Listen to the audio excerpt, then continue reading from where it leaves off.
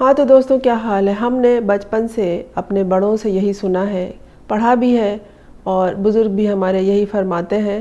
کہ مقامات مقدسہ کی زیارت کو وہی لوگ جاتے ہیں جن کا بلاوا آتا ہے۔ وہ کوئی سیر سپاٹے کی جگہ نہیں ہوتی، جن کے دل میں کچھ ایسی بات ہوتی ہے تو وہی وہاں تک پہنچتا ہے، اور اس کو کہا جاتا ہے کہ اس کا بلاوا آ گیا ہے۔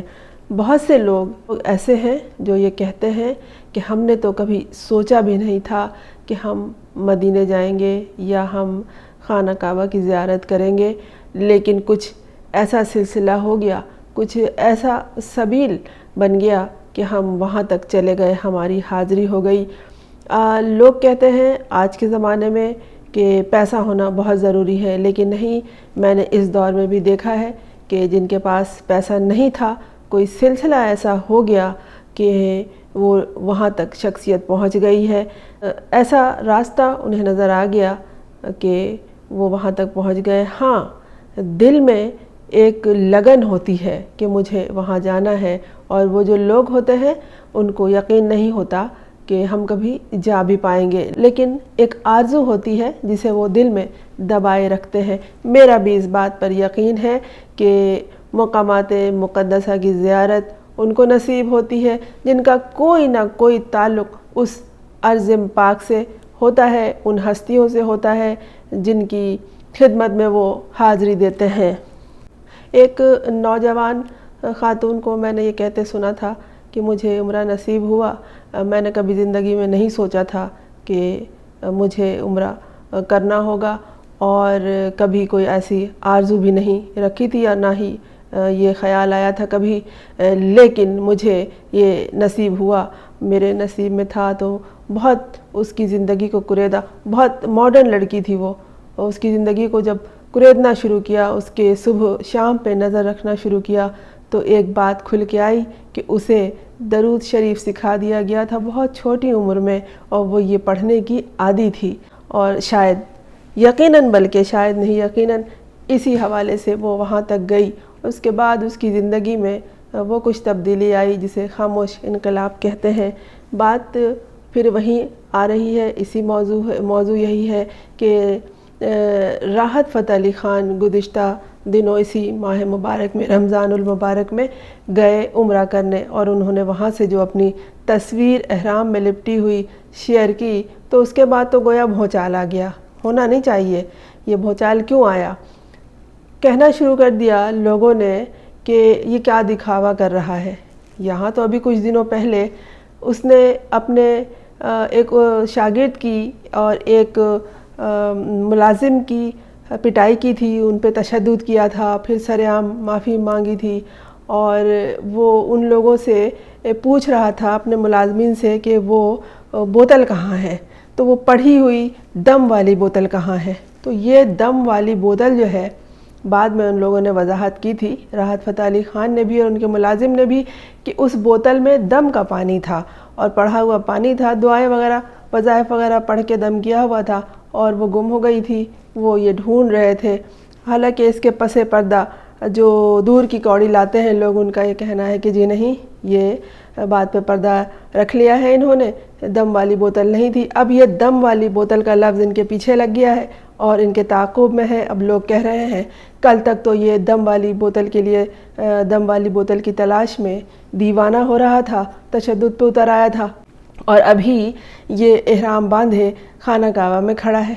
اور دوستوں، اس احرام کی تصویر آنے سے پہلے انہیں ابھی صدارتی ایوارڈ بھی ملا ہے۔ خیر، اس میں تو کوئی شک نہیں کہ یہ ہر طرح کے ایوارڈ کے قابل ہیں، بہت خوبصورت گائک ہیں یہ، اور بین الاقوامی شہرت یافتہ پاکستانی سنگر ہیں، دنیا بھر میں ان کے بے انتہا مداح ہیں، ان کی آواز کو، ان کے ساز کو، ان کے انداز کو بہت زیادہ پسند کیا جاتا ہے، اور جو ان کی زبان نہیں سمجھ سکتے، جو اردو زبان نہیں سمجھ سکتے، وہ بھی ان کی آواز پہ، ان کے لے پہ، ان کے انداز پہ، سر تال پہ جھومتے ہیں۔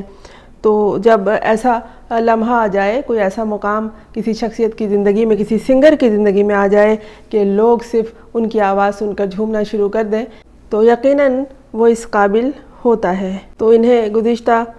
دنوں 2024 میں ستارہ امتیاز سے بھی نوازا گیا جب انہوں نے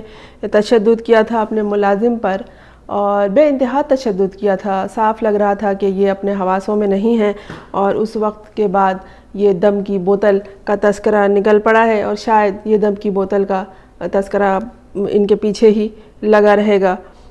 دونوں فریقین کے درمیان معاملات بھی طے ہو گئے تھے، سب سامنے کھڑے ہو کر تصویر بنوا کر، ویڈیو بنوا کر معافی کے خواستگار بھی تھے، اور معاف بھی کیا ایک دوسرے کو، لیکن شاید عوام انہیں معاف کرنے کے لیے تیار نہیں ہے، اور ان کی یہ تصویر دیکھتے ہی ان پر اعتراض کرنا شروع کر دیا، اور بڑے منفی کمنٹس کیے ان پہ، اور کہا کہ دنیا نے تو تشدد دیکھ لیا ملازم پر اور اپنے شاگرد پر، اب کیا دکھاوا کر رہے ہیں، احرام لپیٹ کے خانہ کعبہ کے پاس کھڑے ہو کے وہاں سے تصویر جاری کر رہے ہیں، تو یہ سب دکھاوا ہے۔ کسی نے ان سے یہ بھی کہا ہے کہ عمرہ کرنے گئے ہو تو وہاں سے پانی لیتے آنا بوتل میں بھر کے، اور جو بھی تمہارا پیر ہے جہاں سے تم نے بوتل میں پانی دم کرایا ہوا تھا اس کو لے جا کر پلانا، جسے پی پی کر تم اتنے بے سدھ ہو گئے تھے اس دن۔ اور بڑے سخت کمنٹس آئے ہیں،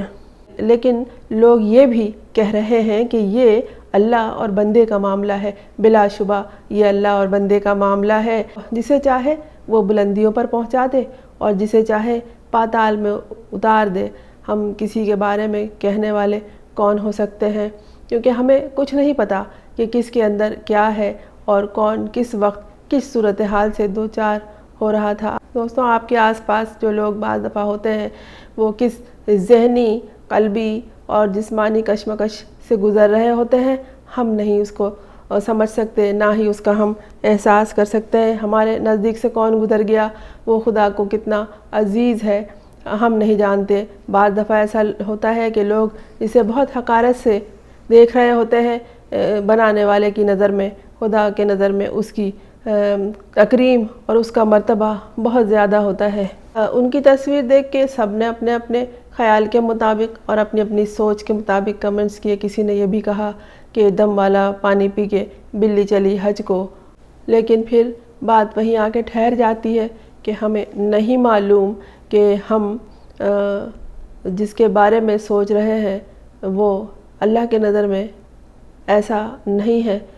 بہت سے لوگ دل میں تڑپ رکھنے کے باوجود کہ اس رمضان میں وہ عمرے کی ادائیگی کے لیے جائیں گے، نہ جا سکے، لیکن وہ چلا گیا جس کا بلاوا تھا، اور ہم نہیں جانتے کہ وہ کون کون سی نیکی ایک ہاتھ سے کرتا ہے تو دوسرے ہاتھ کو خبر نہیں ہوا کرتی۔ لیکن انہوں نے جو ایک تشدد کا عمل ان سے ہو گیا تھا یا کیا تھا، جو بھی تھا، بے خودی کے عالم میں لگ رہے تھے وہ، اور یہ سامنے آیا، معذرت کر لی تو انہیں معاف کر دینا چاہیے، اور اگر اس طرح کا دوبارہ کوئی واقعہ ہوا تو سامنے آ جائے گی بات، تو پھر کہتے رہیے گا۔ لیکن مذہبی حوالے سے کسی کے بھی مذہب کا کوئی معاملہ ہو، مذہبی حوالے سے کبھی کسی کو تنقید کا نشانہ نہیں بنانا چاہیے۔ میرے والد مرحوم ایک بات کہا کرتے تھے کہ دوسروں کو مت چھیڑو اور اپنے راستے کو مت چھوڑو۔ میں ہوں فرزانہ روحی اسلم۔ آپ نے اگر اس چینل کو سبسکرائب نہیں کیا ہے تو کر لیجئے، تاکہ میرا اور آپ کا ساتھ جاری رہے۔